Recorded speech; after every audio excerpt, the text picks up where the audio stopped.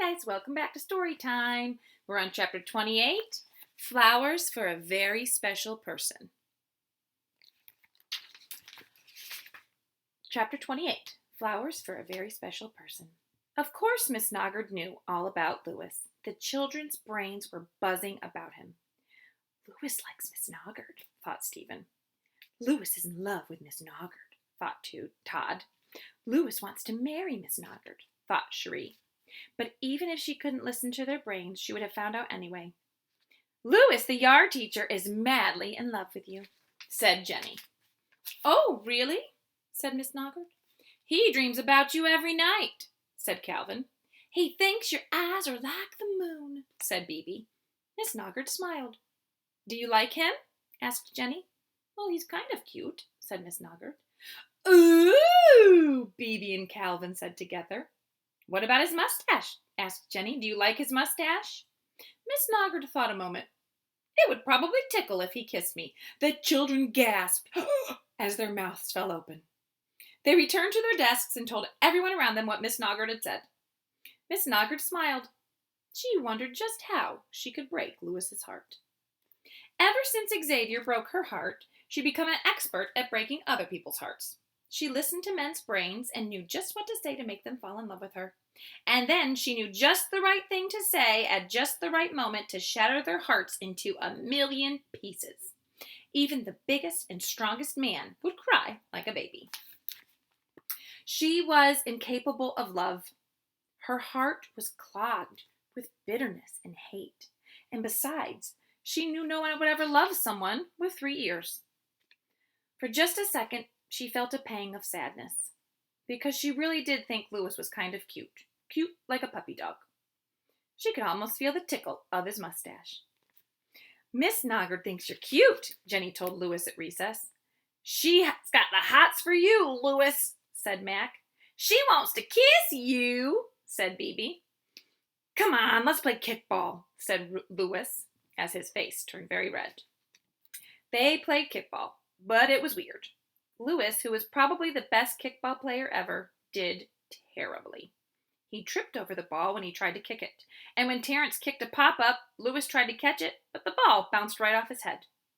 What is wrong with you, Louis? Asked Ron. Is he sick or something? Yes, said Jenny. He's got a real bad disease, and it's spelled Love. What's that spell? Love. The next morning, Louis came to school with a bunch of flowers in his hand. Jenny saw him. Are those for Miss Noggard? She asked. Oh, I don't know, said Louis. I passed a field of wildflowers on the way to school. I thought I might give them to someone special. And he winked at her. He headed toward the school building. Jenny followed. Ooh, flowers, said Beebe. Are you going to give them to Miss Noggard? Asked Calvin. Oh, I don't know, said Louis. I think she might have a pretty vase. Calvin and Beebe followed along with Jenny. Louis entered the building. Miss Noggard was in the office. She was getting her mail from her box. Her back was to him. Louis froze. Go on, Louis, urged Jenny. But Louis just stood there. The flowers rattled in his shaky hand, and several petals fell to the floor. Mr. Kidswatter came out of his office. Good morning, Louis, he said. What have you got there? These are for you. And he thrust the flowers into Mr. Kidswatter's hand. They're lovely, said Mr. Kidswatter. Miss Noggard turned around. Those are very pretty, she said, and then she headed up the stairs. Louis watched her go. No one's ever brought me flowers before, said Mr. Kidswatter. You may not believe this, Louis, but I don't have many friends. He put his hand on Louis's shoulder. You're like a son to me, he said.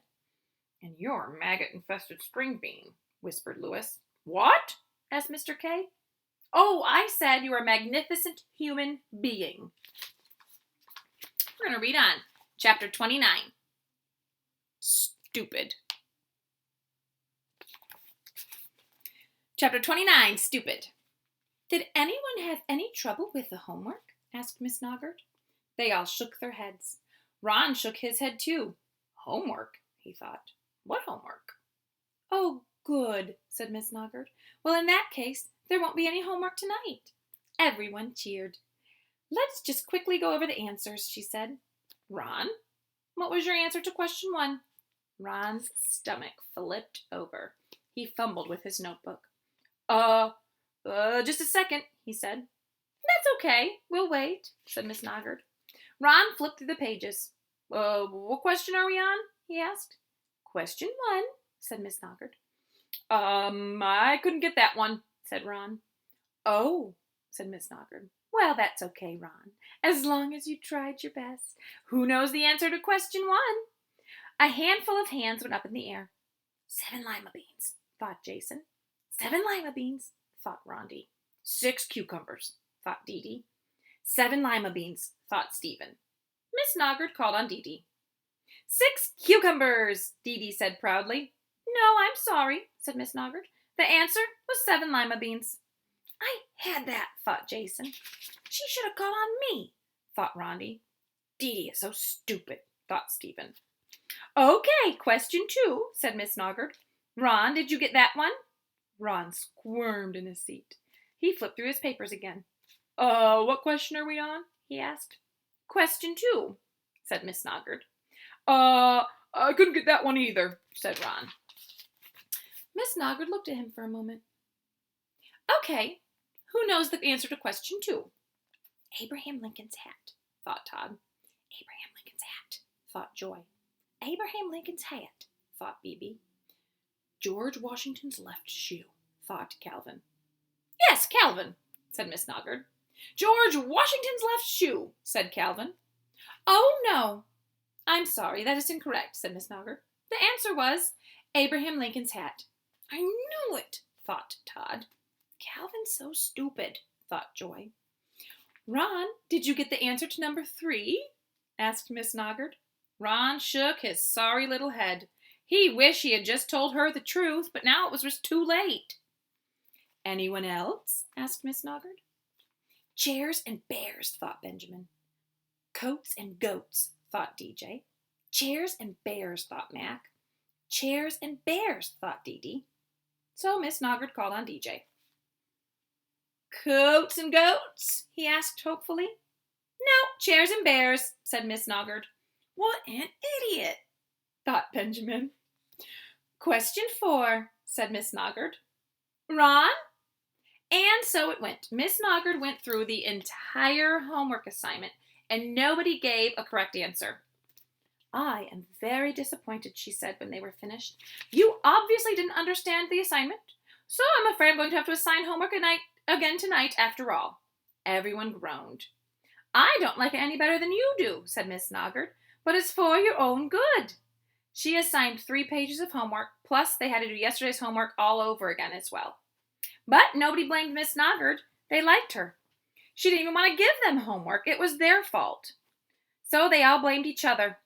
It's not fair, thought Benjamin. I only missed 1 problem, but I have to do extra homework because everyone else is so stupid. It was the same way all around the room. Nobody missed more than 2 problems.